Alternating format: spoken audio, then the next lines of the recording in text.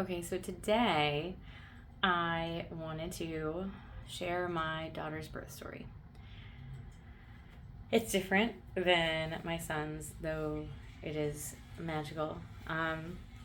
So with my daughter, uh, thankfully we were lucky again. I know not everyone is lucky and doesn't always get pregnant the first try. Hold on, let me make sure that this is like recording well. Upside down we go for a second. Wait, we can't go upside down. Okay, I think we're good. Looks good. I have it set up a different way than I did last time. So with my daughter, we got pregnant the first time again, which was good because we were gonna, I'm silly.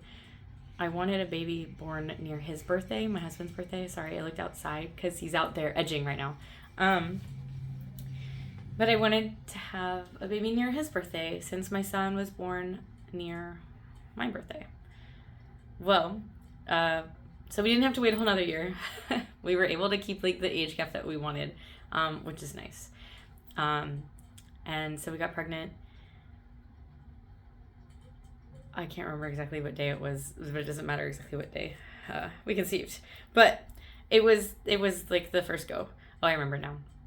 But anyways, so we got pregnant and I was super excited and I had all of these freaking cheap pregnancy tests and I started peeing on a stick. I think it was 7 days past ovulation and I saw the faintest line, but it wouldn't pick up on a camera. I was like, I'm just being crazy.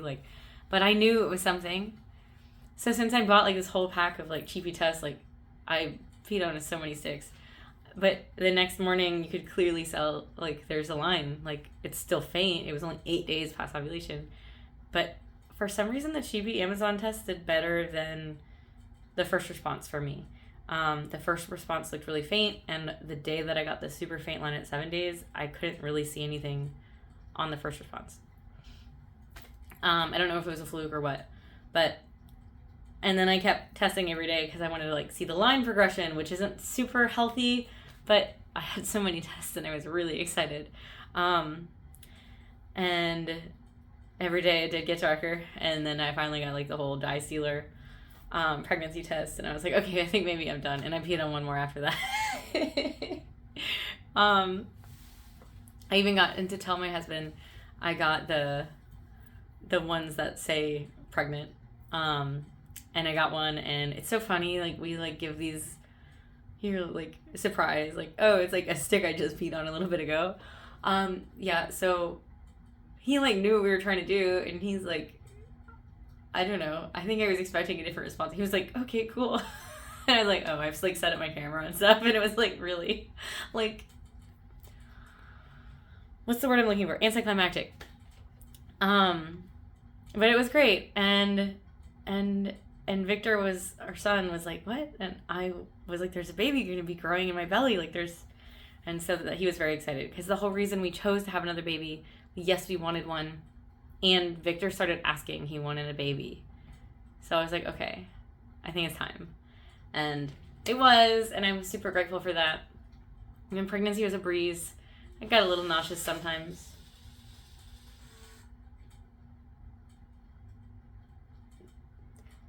I think that was the lock, and I don't know why. Maybe it was just automatically locking. It freaked me out. We have a smart lock, and it's just like, what happened? Anyways, so yeah, we got pregnant, and I didn't really get that nauseous, and I think it's because I ate so many Altoids that my best friend ordered a case of Altoids for me. I was eating them like candy, like just straight up candy. Just like I would eat like 2 Altoids at a time, just like obsessed. And lemon water and like soda stream water, like bubbly lime water constantly. And I'm pretty sure that is what helped me not get not motion sickness, but morning sickness. Because I was just constantly consuming the things that generally help with like moderate and mild morning sickness. So, worked for me. I am not answering the phone. We have a house phone. And I'm not answering it. It can just ring.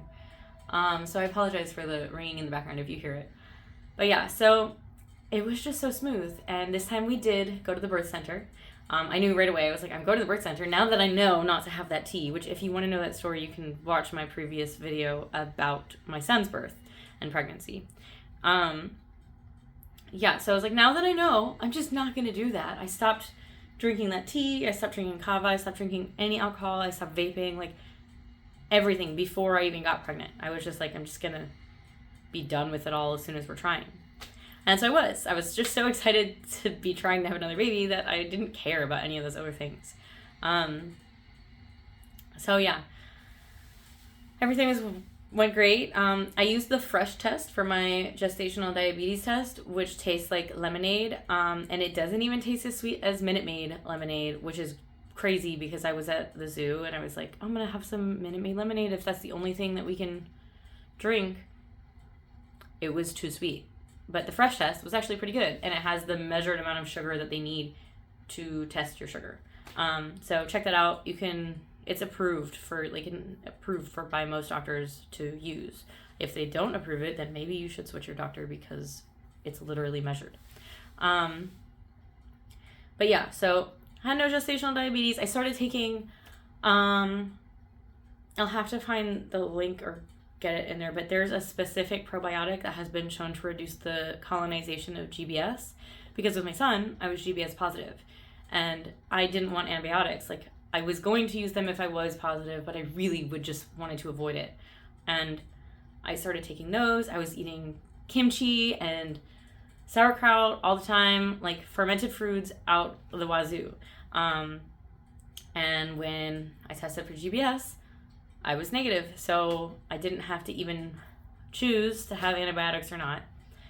And so I missed this. I was swollen. Like, I started wearing these, sorry, I'm not trying to flick you off, but I started wearing these rings because at like maybe 5 months pregnant, I just couldn't wear any of my rings. Like, my engagement rings, I just couldn't wear them.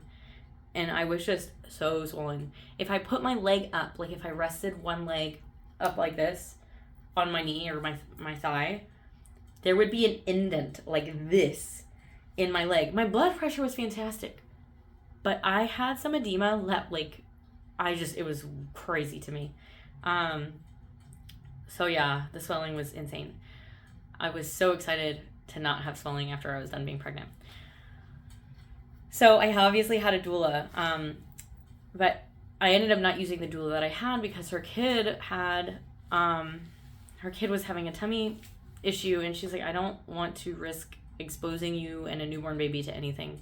So thankfully, another doula friend of mine, she had offered any support. She's like, if you need anything, like, let me know.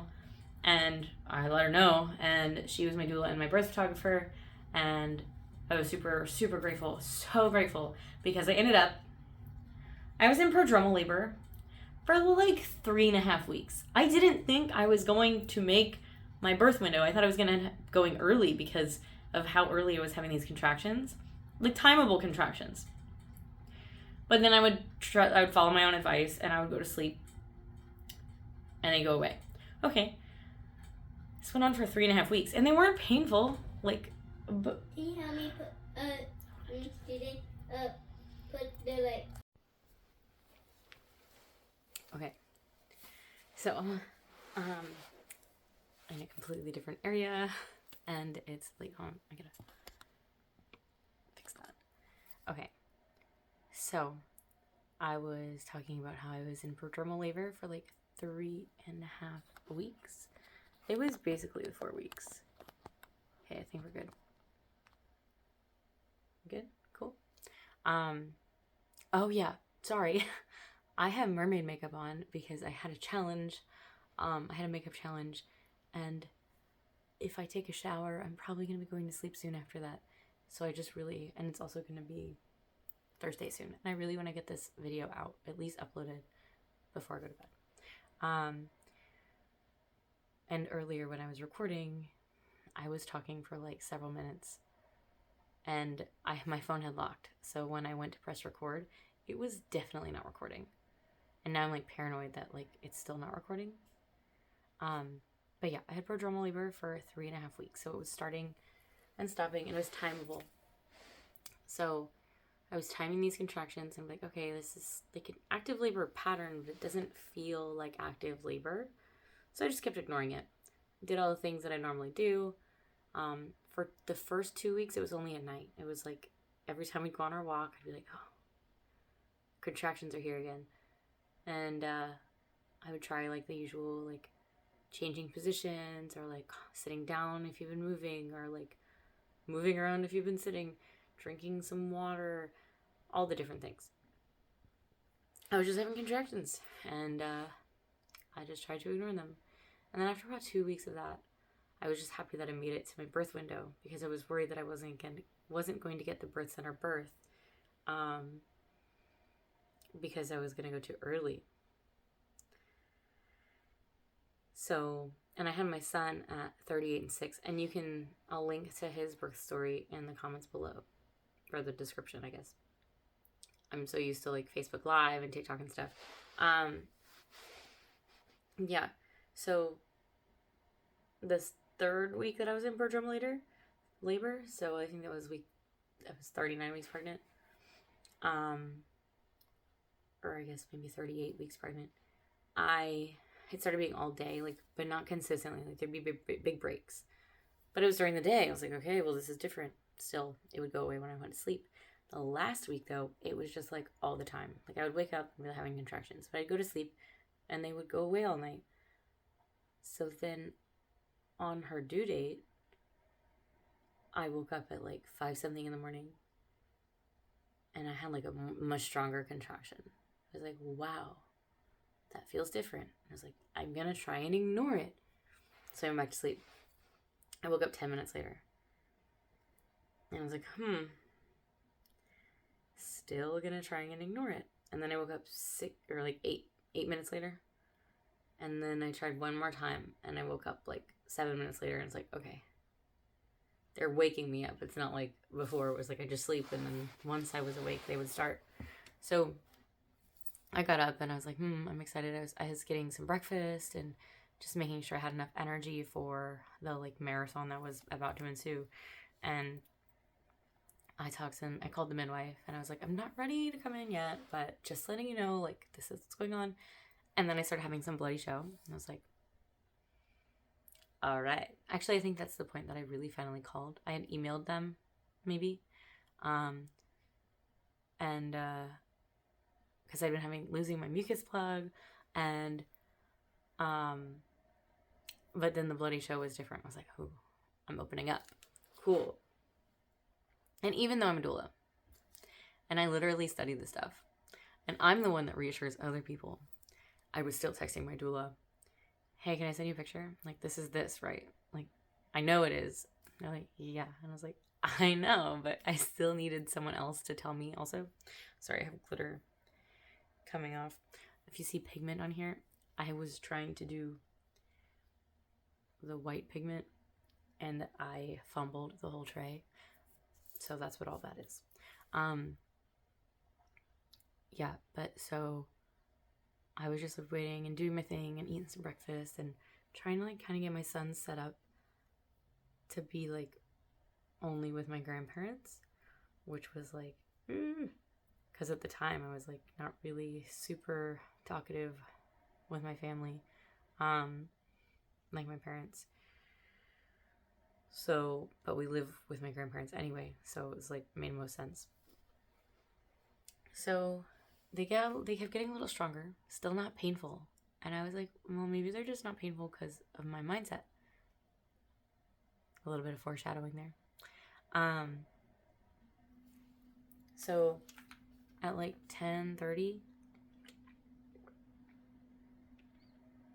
I started kind of thinking maybe we should, like, I was starting to breathe, like focus and like just like taking deep breaths to kind of just let my body do the thing. And they definitely felt more intense, much more intense. And so when I talked to the midwife again around like 11, I was like, well, I'm going to eat and then let's see what happens.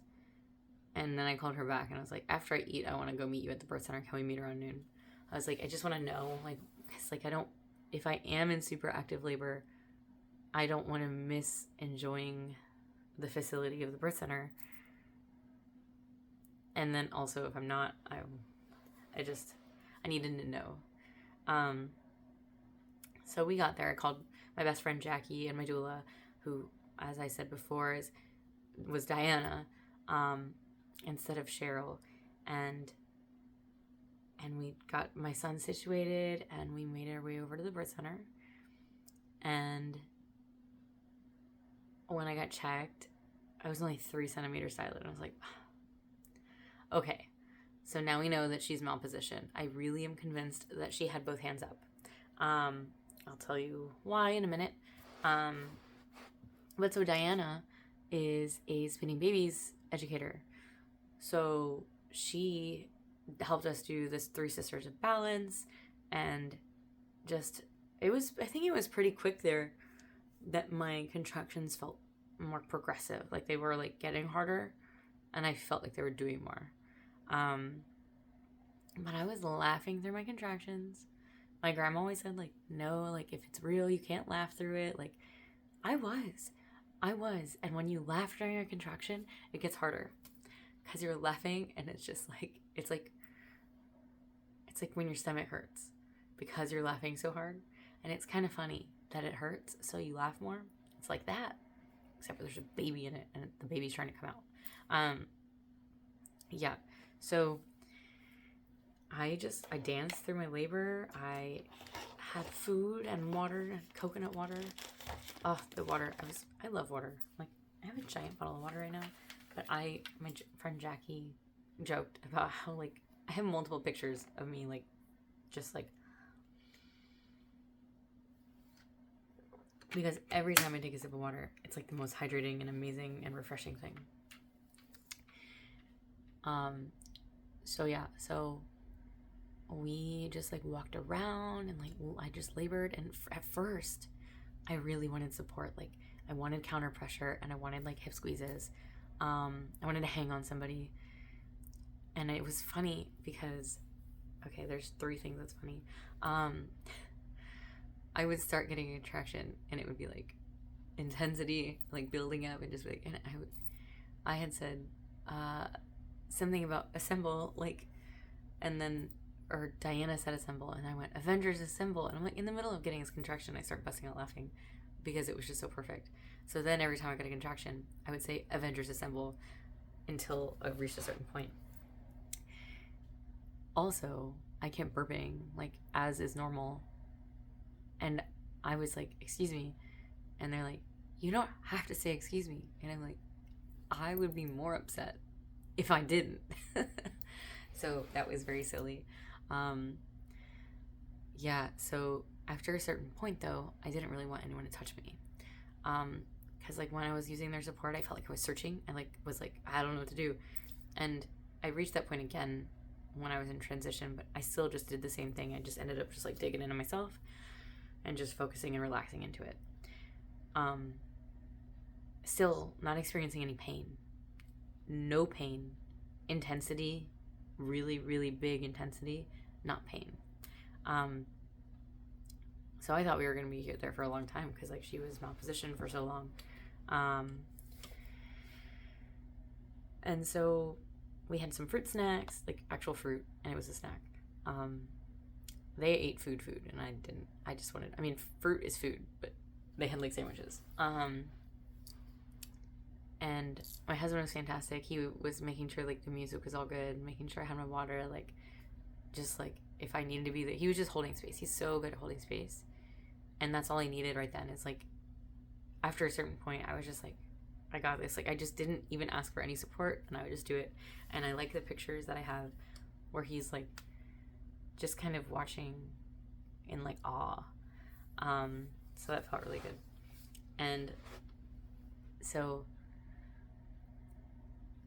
I there was a certain point. It's funny because, like, minutes before this, I was standing in the doorway with my freaking the adult diaper, and I'm, like, posing, like, with my butt out, and my best friend's, like, looking at, like, yeah, it's a cute picture. I look cute in an adult diaper, or at least I did in that picture. I'm not gonna be trying to do that now. but yeah, and then like minutes later, I have another picture where I'm like, I remember the contraction. I was like, I had a moment like that where I was like, I don't know where I want to be. Like, and then I just sat down and just dug in. And they were like, do you want to get in the pool? Or the tub. And I was like, well, don't you think you should check me? Like, I want to make sure that like I'm far enough along. And my midwife was like, Jody, she was like, if you really, really want me to check you, I'll check you. I don't need to check you. If you want to go in the water, you can go in the water. And it was a level of trust that I hadn't experienced yet in any kind of a medical or like health type setting. So I got in the tub and it was amazing. It was still intense. It was just comforting to have the water. And I think only a couple minutes after I got in, because my husband was just like holding my hand next. I was sitting on the I had a little tiny peanut ball. I was like leaning on it, trying to figure out how I wanted to be with it because it was kind of funny to have in the tub. And at one point, like some of my hands and knees, and my husband started like nervously spinning it. I shot darts at him with my eyes. I was just like, no. And Jackie saw it and she's like, oh, and she grabbed the peanut ball and stopped it. He just had nervous energy. And so, I think right after that I said, she's coming. And they were like, oh. And I was like, not yet, but really soon. And, like 1 or 2 more minutes. It had to be like 5 minutes after that. I reached down and I felt her head. And the bag of waters was still intact. Her head was still inside of me, but like hardly touching my finger. And I could feel her head and the squishy bag of water. And I was like, I have a video of this too. I said, this is so cool. Like, this is so awesome. Like, it's really amazing to feel your child when they're still like not yet here. Like they're not born, but like they exist and they are right there. They're between worlds, and having that is just such a cool feeling. And I felt the bag of waters pop, which was really interesting to feel while my hand was in the water, because it's just pressure of water gushing over. Oh, excuse me. I'm tired. But it was really cool. So right after that, like, she started crowning. I started pushing her out. And I have another video of this, a short video because it didn't take very long. I hear them say, oh, look, like, there's her hand. Like, no wonder you had prodromal labor. And I said, I knew it. I knew she had a nuchal hand. Like, I knew that her hands were either up. I think both were up when I wasn't progressing. But she still kept that one up. I think it was her left hand. She kept it up. And she was born like this. And, I think it only took a minute to get her out. And I was definitely more awkward with the, like, okay, now because I caught my baby. It was really cool. And then I, like, didn't know how to, like, I handed her to the midwives then, and then, like, got her to me somehow, and we got out of the tub. And it was amazing. Like, I said ow one time, like, when she was crowning, but it was literally like an instant. But labor did not hurt. I didn't experience pain, only joy and fun. I had fun in my labor. Birthing my baby was fun, and it was just fantastic. Like, I think the placenta was harder, like, physically, like, to deal with, just because it was, like, not, okay, I'm pushing my baby out. But those contractions after the baby was born were like, I just want people to know what's possible. Like, you can have a joyful and ecstatic and loving and fun, you can have a fun birth. You can have a fun birth while feeling the power of every one of your contractions. People just don't realize that's a thing. They get told from everywhere that, like, you need the epidural and there's no way you can handle the pain. It's like, yeah, you can. And also, if you do enough training beforehand, you don't have to experience it as pain. A lot of people do, but there are ways you can train yourself and to basically not, I literally didn't experience it as pain. And not just like in the way that when you have your baby, you kind of, all the hormones flood and you forget about it. Like, I did not experience pain. It's hard work, but not painful. But that's why I'm also working on coaching people through releasing fear around birth, and I'm writing a book about using birth as a method for not transportation. I mean, you're transporting your spirit, but transformation, because it's just raw energy and power, and you are literally transforming yourself. Like, you're becoming a new version of yourself when you have a baby. And if you're intentional about how you think about it and like your goals and stuff around it, you can really use that energetically for a lot. But I'm gonna go. I gotta go take all of my makeup off and take a shower. But I appreciate you watching. If you want to subscribe, I'm done with birth stories that are mine. And I'm not gonna share other people's birth stories. I might interview people with birth stories. I am going to talk about birth related things and parenthood related things. Sometimes I might have makeup tips sprinkled in it because it's, for me, that's a motherhood thing. Not all moms need to wear makeup, but for me, it's a way to practice self-care and a way to bring confidence and fun and art.